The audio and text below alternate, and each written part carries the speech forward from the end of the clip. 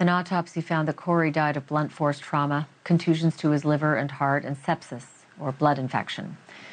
Later, an outside pathologist hired by the state found evidence of chronic abuse, including an injury to Corey's heart, hours before he died.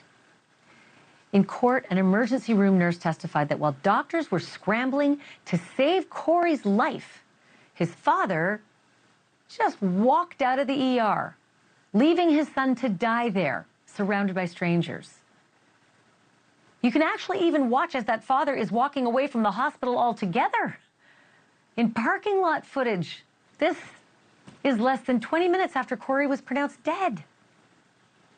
I am joined now by Neama Rahmani. He is a former federal prosecutor, and he's president of the West Coast Trial Lawyers. Neama, I don't even know where to begin. I don't know how any jury can watch what I don't even feel like I need a case. What I just saw alone in that gym. How do you get past that? How could he possibly have any defense? Ashleigh, this case is indefensible, and you're absolutely right. Just watching that video alone, no juror is going to acquit in this case. I expect a verdict in a matter of minutes, probably less than an hour. And like you said, watching the video today, you see the ER nurse testifying that Christopher just walked out, turned his phone off on airplane mode. And you know what the last thing he was doing? Texting a girl that he found on a dating app. I mean, just horrific stuff here. And there's a special place in hell for people like Christopher Gregory. Is there ever, his lawyer said to the jury, and I think he had to say this to the jury, you're not going to like my client. If I had a dime for every time a defense attorney had to open a case with you're not going to like my client, boy, understatement in this one. But this defendant decided to use a defense that the boy died of natural causes, and then also tried to flip the script and make the mom look bad. Suggested that once she was on drugs, and therefore she's got to have some fault in that. Is that the kind of thing that makes a jury more angry than give them reasonable doubt?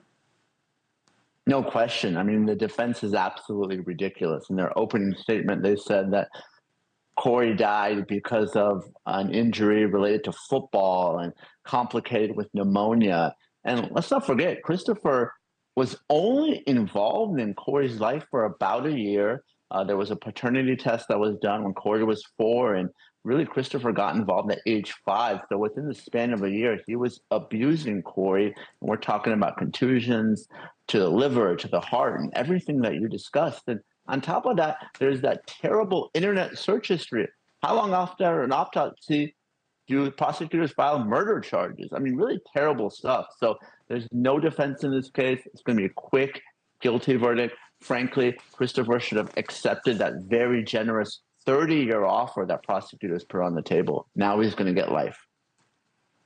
Yeah, I was going to ask you about that. I can't imagine turning down a 30-year plea deal at this point because this is murder, and it does mean life, no parole, potentially, if he gets the worst of it. Neama Rahmani, great to have you. Thank you for this.